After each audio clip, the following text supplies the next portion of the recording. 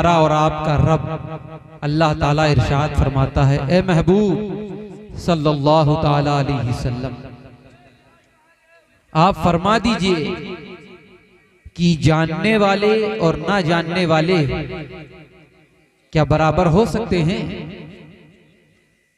इस आयत का सीधा साधा तर्जमा यह है,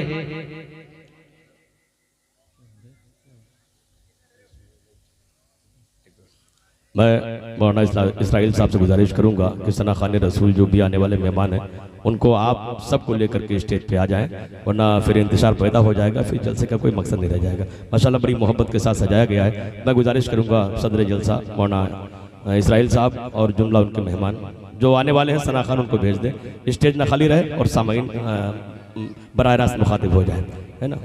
बहुत अच्छा खिताब समात करने वाले आप लोग, बस ऐसे ही माहौल में समात कीजिए।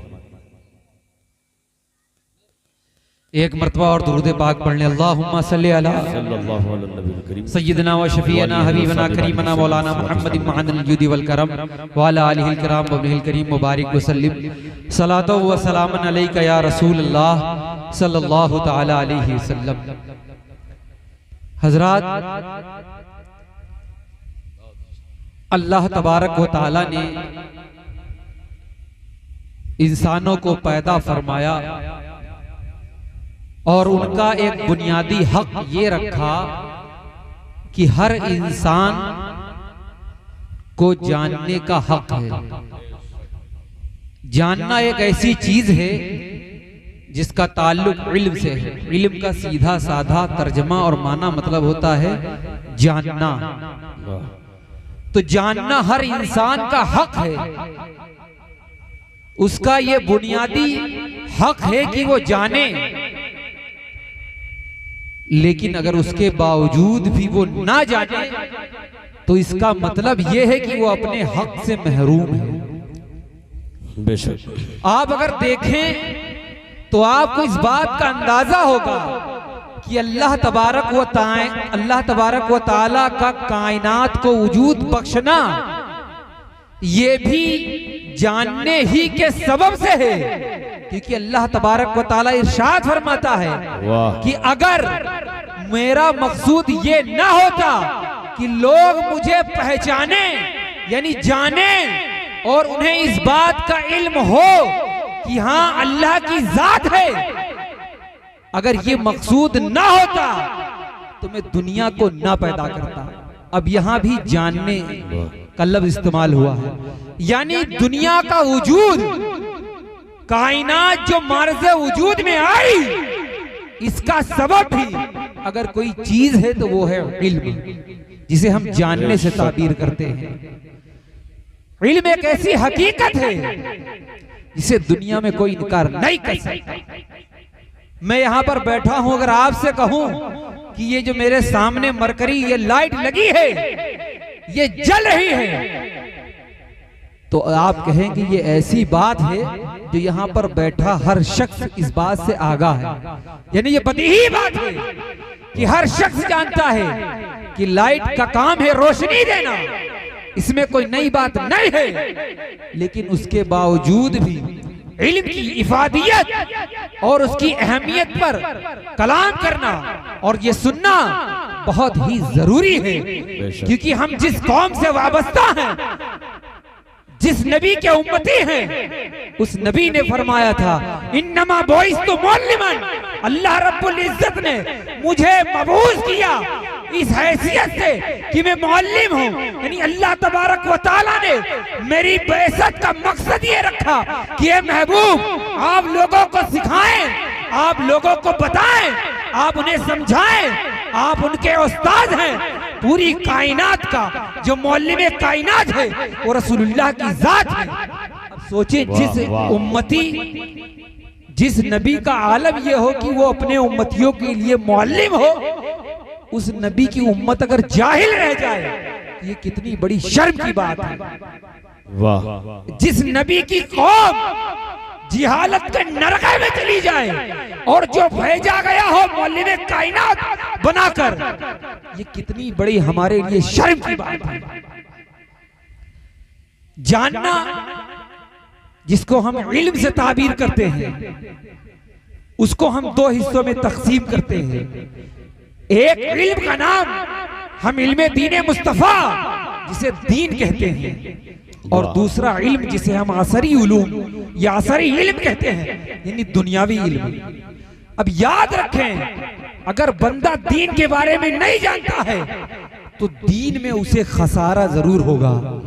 अगर दुनिया में वो दुनियादारी के इल्म नहीं जानता है तो दुनियावी चीजों में उसका नुकसान होगा, और उसको माल और जान और भी चीजें, जो चीजें वाबस्ता हैं दुनियावी चीज से, उन चीजों का नुकसान जरूर होगा। लिहाजा इल्म एक ऐसी चीज है जिसके बारे में हमें सोचना है कि नबियों का आना, किताबों का आना, ये किस सबब से है? ये इसी सबब से है ताकि लोगों की रहबरी और रहनुमाई की जाए, यानी उन्हें बताया जाए, उन्हें इस बात का ज्ञान दिया जाए, ये पैगाम दिया जाए, ये टीचिंग्स दी जाए कि ये लोगों, तुम दुनिया में इसलिए नहीं आए हो कि आए थे उम्मी बनकर, आए थे अनपढ़ होकर, और दुनिया से ऐसा ही चले जाओ। जो दीन के बारे में ना जाए, जो दुनिया के बारे में ना जाने, तो उसे दुनियावी और दीनी दोनों नुकसान और खसारा होगा।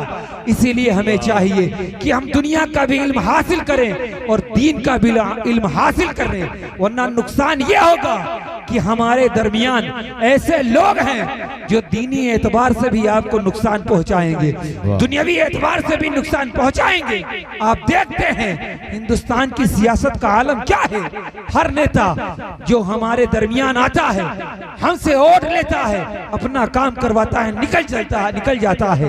हम ना जानने के सबब कि एक हमारा प्रतिनिधि, उसकी जिम्मेदारियां क्या हैं, उसके अधिकार क्या हैं, उसके क्या क्या काम हैं, उन्हें किन कामों को करना चाहिए, ये ना जानने के सबब वो हमारा वोट लेकर ऐश व इशरत की जिंदगी गुजारता है, और हम इसी तरह बेतरक्की और पिछड़े हुए इलाकों में रहते हैं जहाँ की न रोडें अच्छी हैं, न नालियां अच्छी हैं, जहाँ की सफाई का आलम यह है कि अगर बारिश हो जाए और उससे फैलने वाली जो गंदगी है उसके सबब बीमारियां फैल जाएं, हम मरीज हो जाएं।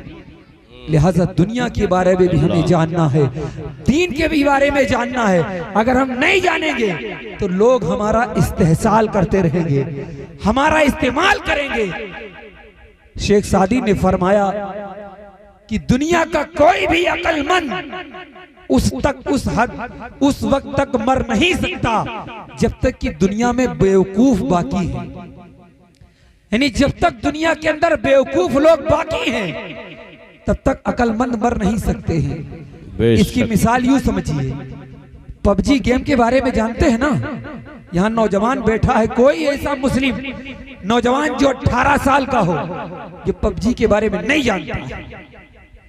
कई साल पहले विदेश में रहने वाला एक शख्स अपनी ज़हनी बुनियाद पर, अपनी अक्लमंदी की बुनियाद पर, साइंस में तरक्की करके उसने एक गेम बनाया, पबजी गेम।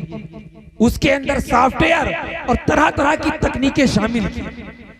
उसने अपनी पूरी जिंदगी में सिर्फ एक बार मेहनत की उस गेम बनाने को। अब जब तक वो गेम बाकी रहेगा, जितने लोग खेलेंगे, सारा पैसा रुपया सब उसको पहुंचता रहेगा। यानी एक अक्लमंद इंसान ने पूरी दुनिया के नौजवानों को बेवकूफ बना के रख दिया है, जिसको देखो बैठा हुआ खेल रहा है। शेख सादी फरमाते हैं कि जब तक दुनिया में बेवकूफ बाकी हैं तब तक अक्लमंद इंसान मर नहीं सकता। वो जानता है कि ये बेवकूफ है, इसका इस्तेहसाल करो, इससे पैसा कमाओ, इसको धोखा दो। इसे तो इस बात का भी इल्म नहीं है कि इसे बेवकूफ बनाया जा रहा है। बनते रहो बेवकूफ। जब तक आप बेवकूफ बनेंगे, जब तक आप बेवकूफी का मुजाहिरा करते रहेंगे, नेता हो, पीर हो, 2 नंबरी पीर, 2 नंबरी उलमा, नेता, प्रधान, लीडर, हर एक शख्स आपको बेवकूफ बनाता रहेगा और आपकी औकात उनके सामने भेड़ और बकरी से ज्यादा नहीं। वजह क्या है? क्योंकि जिन चीजों को लेकर सामने वाला हमारा इस्तेहसाल कर रहा है, हमारा इस्तेमाल कर रहा है, उस चीज के बारे में हमें मालूम ही नहीं है कि वो हमारे साथ क्या कर रहा है, दरगाहों पर क्या हो रहा है।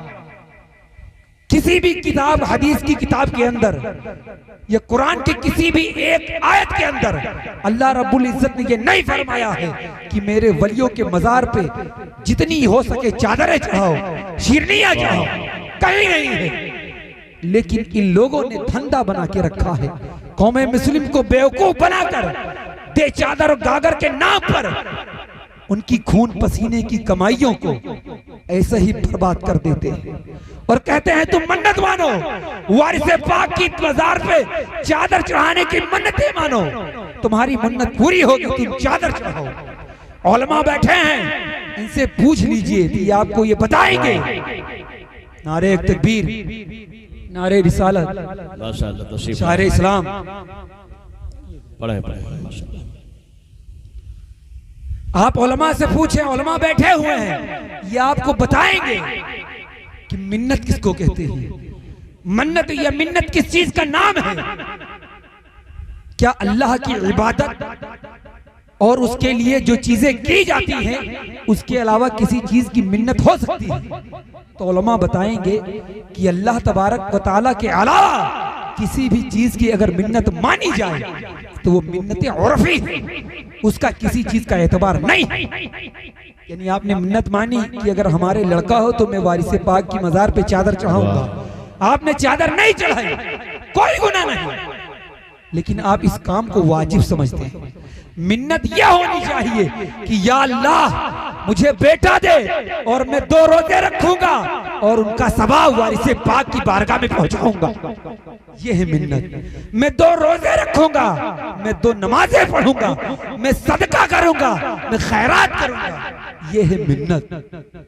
लेकिन हम ना जानने के सबब मजार पे दे चादर पे चादर, चादर पे चादर चढ़ा रहे हैं। आला हज़रत रज़ी अल्लाह तआला अन्हु इरशाद फरमाते हैं, जब तक कि किसी भी मजार के ऊपर कोई चादर इतनी बोसीदा या पुरानी ना हो जाए कि जब तक उसे बदलने की जरूरत ना हो, उस वक्त दूसरी चादर चढ़ाना जायज नहीं। अब कितनी देखें आप, देवा शरीफ जाएं, एक से एक बड़ी बड़ी दुकानें चादर की, पैसा चल रहा है, चादर पे चादर चढ़ाई जा रही है, कौम का मेहनत का पैसा ऐसे ही बर्बाद हो रहा है।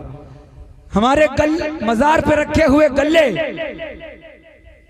उनके ऊपर लिखा होता है कि आप चंदा दे। अरे भाई किस बात का चंदा? हम तो वारिसे पाक की बारगाह में खुद भीख मांगने जाते हैं, वारिसे पाक को हमारे चंदे की जरूरत क्या है?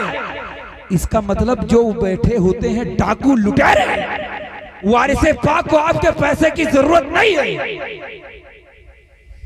लेकिन वहां जो बैठे हुए 2 नंबर पीर हैं, जो 2 नंबर लोग हैं, उनको तुम्हारे माल की जरूरत है, जो तुम्हारी अकीदत की आड़ लेकर, अकीदत का विक्टिम कार्ड खेलकर तुम्हारी रकम तुम्हारी जेबों से खींचते हैं और तुम्हें इस बात का अंदाजा नहीं है। लिहाजा हमेशा याद रखें, कभी भी किसी भी अल्लाह वली की मजार पे जाएं, चादर बिल्कुल न चढ़ाएं।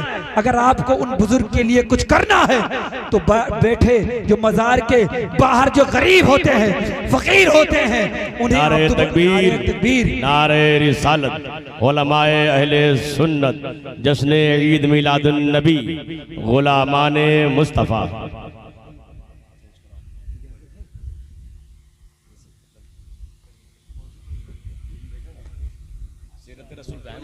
बहुत अच्छा बोल रहा है और ये सब चेंज हालात देख रहे हैं माशाल्लाह। इस वक्त संजीदा माहौल है, थोड़ा सा एहतियात से काम लिया जाए। बहुत अच्छा खिताब, सीरत रसूल। हजरत गिरामी, ये चीजें जानना बहुत जरूरी है। अगर आप ये नहीं जानेंगे तो आपका लोग फायदा उठाते रहेंगे। यकीनन औलियाए किराम की अजमतें हमारे सर आंखों पर हैं, उनकी करामतें, उनकी दीनी खिदमत हमारी सर आंखों पर हैं, हमारे माथों पर हैं। उनकी दीनी खिदमत को याद कीजिए। उनके लिए अगर कुछ करना है उनके नाम से मदारिस खोलें, अगर कुछ करना है उनके नाम पे तंजीमें बनाएं, तहरीक बनाएं, लोगों की इमदाद व आयानत कीजिए। और उसका सवाब उस बुजुर्ग की रूह को पहुंचाइए, तब वो बुजुर्गाने दीन खुश होंगे। लिहाजा हमें चाहिए कि इल्म हासिल करें, जानकारी रखें, वरना लोग आपका फायदा उठाते रहेंगे और आप नुकसान में पड़ते जाएंगे और आप सोचेंगे यही दीन है, हालांकि ये दीन नहीं है। मैंने जिस आयत करीमा की तिलावत का शर्फ हासिल किया, उसमें अल्लाह तबारक व तआला अपने महबूब से फरमाता है, महबूब आप लोगों से फरमाएं कि जानने वाले और ना जानने वाले क्या बराबर हो सकते हैं। यानी इस आयत का मतलब यह है कि ना जानने वाले और जानने वाले कभी बराबर नहीं हो सकते, ये दोनों कभी बराबर नहीं हो सकते हैं। जो जानता है वो ना जानने वाले के बराबर नहीं हो सकता है, और जो नहीं जानता है वो उसके बराबर नहीं पहुंच सकता है जो जानता है। लिहाजा हमें जानकारी रखना चाहिए। याद रखें, जन्नत का रास्ता रसूलुल्लाह सल्लल्लाहु अलैहि वसल्लम की इत्तबा और उनकी पैरवी में है, रसूलुल्लाह सल्लल्लाहु अलैहि वसल्लम की उस्वत हसना में है, उनकी सीरत पर अमल करने में है। रसूलुल्लाह सल्लल्लाहु ताला अलैहि वसल्लम की जिंदगी हमारे लिए नमूना अमल है। अच्छा, पीरी मुरीदी और ये मजार के ताल्लुक से जो खुराफात है, इसमें आप लोगों की कोई गलती नहीं है, कुछ गलतियां हमारी भी हैं, यकीनन हम मानते हैं हमारी भी गलतियां हैं जो हमने इन चीजों की तरफ आप लोगों को रागिब किया। उलमा ने तुम्हें यह बताया कि जन्नत जाने का जो रास्ता है वो पीरी मुरीदी से होकर जाता है, इसीलिए गलती हमारी है। अगर हमने आपको बताया होता कि पीरी मुरीदी का रास्ता जन्नत का रास्ता हकीकत में ये नहीं है, हकीकत में जन्नत का रास्ता दीन मोहम्मदी सल्लल्लाहु अलैहि वसल्लम इल्म दीन मुस्तफा पर है, इल्म हदीस के ऊपर अमल करने में है, रसूलुल्लाह की इत्तबा और पैरवी में है। अगर हम ये बताते तो आप उलमा की कद्र करते, लेकिन आपने कद्र ना की तो उसके जिम्मेदार हम भी हैं। आज देखें, अगर आपके गांव में ये मदरसा, आपके गांव में ये मदरसा कायम है, किसने कायम किया? आपके मदरसे में जो मौलाना साहब पढ़ा रहे हैं वो कहां से पढ़े? किसी मदरसे से पढ़े। आपके यहाँ जो मस्जिद है उसके इमाम साहब कारी शमीम साहब है, कहां से पढ़े? मदरसे से पढ़े हैं। आपके मदरसे को, आपकी मस्जिद को कोई पीर आकर नहीं चलाएगा, वो बैठकर खानकाहों में तुम्हारे अमाल की सलाह तो कर सकते हैं, लेकिन मैदान अमल में अगर कोई उतरेगा तो वो इल्म वाले उतरेंगे जो आकर ये काम करेंगे। लिहाजा इनकी इज्जत कीजिए, इनका एहतराम कीजिए, इनकी दस्तबोसी कीजिए, हर दीनी काम में इनके साथ खड़े हों और ये कहें हजरत कोई भी काम हो आप हमें बताएं, हम आपके साथ खड़े हैं। अभी लॉकडाउन आया था ना, कोरोना के टाइम, कितने पीरों ने बताओ आपको मास्क फ्री में दिया? कोई खड़ा हुआ? अपनी मजार का लोगो ही लगाकर तुमको दे देते। कोई आया पीर? लेकिन कितने नजराने आप देते हैं। मैं सबकी बात नहीं कर रहा, आज पूरी कौम को अगर सबसे ज्यादा नुकसान है तो पीरी मुरीदी से। हुजूर सरवरे कायनात सल्लल्लाहु अलैहि वसल्लम के दीन को सबसे ज्यादा जिस जमात ने पूरी दुनिया में पहुंचाया वो जमात सहाबाए किराम की थी, वो जमात अहले बैत अतहार की थी, जिसने दीन को लेकर, मुस्तफा जाने रहमत की तबलीग को लेकर पूरी दुनिया के अंदर, अफ्रीका के जंगलात में, अफ्रीका के रेगिस्तानों में, यूरोप की सर्द हवाओं के अंदर और यूरोप के अंदर सर्द हवाओं के अंदर इस्लाम की जो दीन की तबलीग है हम तक पहुंचाई। हिंदो पाक के चटियल मैदानों में अगर आज ला इलाहा इल्लल्लाह और मोहम्मद रसूलुल्लाह की सदाएं गूंज रही हैं तो ये सहाबाए किराम की देन है। उनकी कुर्बानियों को इनकार कर सकता है? नहीं कर सकता है। लेकिन सहाबाए किराम के बाद अगर किसी जमात ने पूरी दुनिया में सबसे ज्यादा दीन का काम किया है तो वो जमात है औलिया किराम की, वो जमात है सालिहीन की, वो जमात है फुक़हा की, वो जमात है मुहद्दिसीन की, वो जमात है उलमा की, जिसने सबसे ज्यादा औलिया किराम में जिसने सबसे ज्यादा दीन का काम किया है सहाबा की जमात के बाद, तो ये औलिया किराम ही की जमात है। लिहाजा हमें भी औलिया किराम का अदब व एहतराम मलहूज रखना है, लेकिन उनके नाम पे अगर कोई तुम्हें धोखा दे तो उसके मकरो फरेब में नहीं आए। शाह वलीउल्लाह मुहद्दिस देहलवी रहमतुल्लाहि ताला अलैह, कितने लोग यहाँ पर हैं जिन्होंने उनका नाम सुना है। शाह वलीउल्लाह मुहद्दिस देहलवी रहमतुल्लाहि ताला अलैह बहुत कम लोग जानते होंगे। शाह अब्दुल हक मुहद्दिस देहलवी रहमतुल्लाहि ताला अलैह कितने लोग जानते होंगे। स्टेज पर बैठे हमारे उलमा के अलावा शायद ही अवाम में कोई उनका नाम जानता हो। उनका मज़ार शरीफ दिल्ली के अंदर है। दिल्ली के अंदर एक महल्ला महरौली शरीफ पड़ता है। आप जाएंगे जब तो उनकी मज़ार को देखेंगे तो आपकी आंखों से आंसू जारी हो जाएंगे। कसम खुदा की इतना सन्नाटा और ऐसी इंतजामिया कि आपके रोंगटे खड़े हो जाएंगे। और शाह वलीउल्लाह मुहद्दिस देहलवी, शाह वलीउल्लाह मुहद्दिस देहलवी कौन है? बर्रे सगीर हिंदो पाक के अंदर ये जितने मदरसे हैं जो काला काला रसूलुल्लाह हदसना की सदाएं नजर आ रही हैं, ये शाह वलीउल्लाह मुहद्दिस देहलवी और शाह वलीउल्लाह मुहद्दिस देहलवी रहमतुल्लाहि ताला अलैह की खिदमत है कि आज पूरे बर्रे सगीर पर इल्मे हदीस की जहां भी रौनकें नजर आ रही हैं, इन दो बुजुर्ग शख्सियतों का इनके अंदर खून, उनकी मेहनत, उनकी कुर्बानियां शामिल हैं। लेकिन उनका नाम कितने लोग जानते हैं? कितने लोग उनका उर्स मनाते हैं? क्यों? क्योंकि कभी भी हमने इन बुजुर्गों के बारे में आपको बताया ही नहीं कि इनके कारनामे क्या हैं।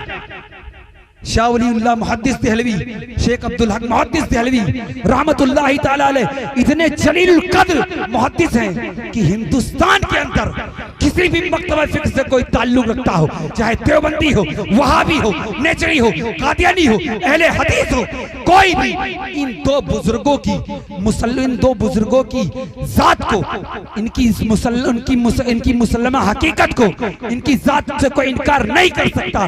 क्योंकि हिंदुस्तान के अंदर जितने भी लोग हैं जिन्हें इल्मे हदीस की सनद दी जाती है, या तो वो शाह वलीउल्लाह मुहद्दिस देहलवी रहमतुल्लाहि ताला अलैह की तरफ से रसूलुल्लाह सल्लल्लाहु अलैहि वसल्लम तक पहुंचती है, या शेख अब्दुल हक मुहद्दिस देहलवी रहमतुल्लाहि ताला अलैह तक पहुंचती है। हिंदुस्तान का रहने वाला, बर्रे सगीर का रहने वाला कोई भी मौलवी इन दो बुजुर्ग हस्तियों की से इनकार नहीं कर सकता। लेकिन इनके बारे में हम लोग जानते ही नहीं। क्यों? क्योंकि गलती हमारी है, हमने आपको बताया नहीं कि इनकी खिदमत क्या है। अगर बताते तो इनकी मोहब्बतें दिल में पैदा होती। कितने बड़ी वली की मज़ार, आप दिल्ली चले जाएं, अगर किसी से पूछ लें कि शाह वलीउल्लाह मुहद्दिस देहलवी का मज़ार कहाँ है, कोई नहीं जानता। कोई जानता ही नहीं है कि इस नाम के कोई बुजुर्ग भी है। शेख अब्दुल हक मुहद्दिस देहलवी रहमतुल्लाहि ताला अलैह मदीना शरीफ के अंदर रहते थे। रसूलुल्लाह की बारगाह में दुआ करते थे, या रसूलुल्लाह मैं मदीना छोड़ के कभी जाना नहीं चाहता। लेकिन रसूलुल्लाह ने फरमाया, ए अब्दुल हक तुम हिंदुस्तान जाओ, इल्मे हदीस की रोशनी वहां फैलाओ।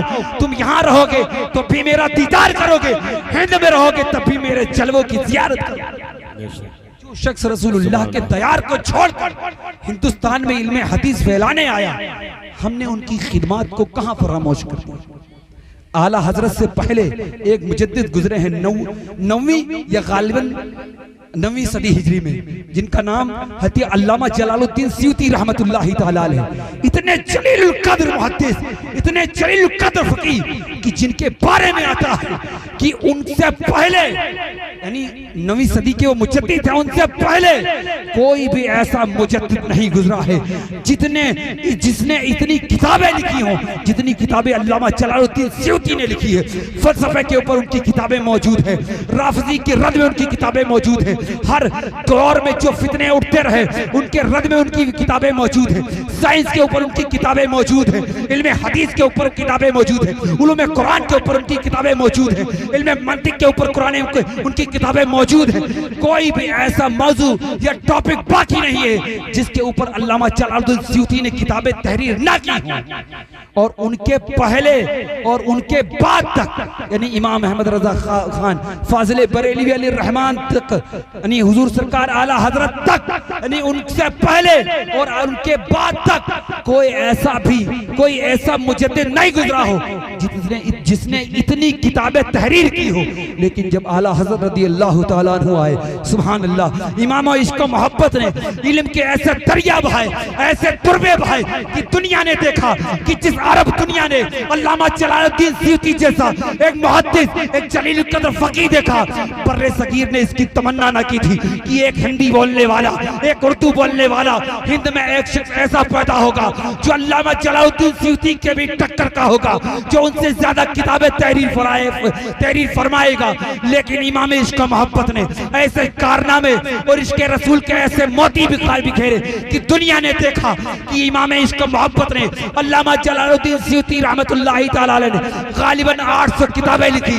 आला हज़रत रज़ियल्लाहु तआला अन्हु ने तकरीबन 1000 से ज़ायद किताबें तहरीर फरमाई और दुनिया को बता दिया कि मुस्तफा जाने रहमत सल्लल्लाहु अलैहि वसल्लम का इश्क का ऐसा जज्बा मेरे दिल में है कि रसूलुल्लाह की इनायतों का आलम है, जिसके सबब से ये किताबें वजूद में।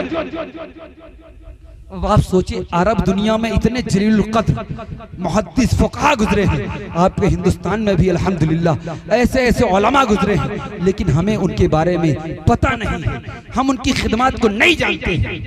अल्लामा इब्ने जौज़ी रहमतुल्लाहि तआला अलैह, इनके बारे में सुना है आपने? नहीं सुना होगा। अल्लामा स्टेज पे जो उलमा बैठे हैं ये सब जानते हैं। अल्लामा इब्ने जौज़ी रहमतुल्लाहि तआला अलैह इतने जबरदस्त आलिम दीन हैं, इतने जबरदस्त मुहद्दिस, इतने जबरदस्त आशिक़े रसूल हैं कि उन्होंने पूरी जिंदगी रसूलुल्लाह की इतनी हदीसें लिखी थी, इतनी हदीसें लिखी थी, इतनी हदीसें लिखी थी कि जिस हदीस की किताब को वो लिखते थे तो पहले के दौर में ये डॉट पेन नहीं था, जेल पेन नहीं होता था, लकड़ी के कलम होते थे।